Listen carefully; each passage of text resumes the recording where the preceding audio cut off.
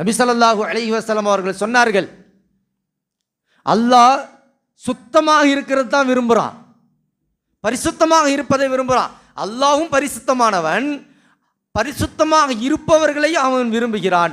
ஆகவே நீங்கள் வசிக்கக்கூடிய வீட்டை சுத்தமாக வைத்திருங்கள் என்று ஸல்லல்லாஹு அலைஹி வஸல்லம் அவங்க சொன்னாங்க.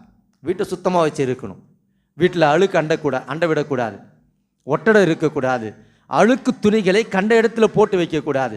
அழுக்குக்காக வேண்டி ஒரு கூடை வச்சிருக்கணும், அந்த கூடையில் அழுக்கு துணி போட்டு வச்சிருக்கணும். அதே மாதிரி எந்தெந்த பொருட்கள் எல்லாம் அழுக்காக இருக்கிறதோ உடனே சுத்தம் செய்யணும். இப்போ வீட்டில் சுத்தமாக இருந்தால்தான் மலக்குமார்கள் வருவாங்க.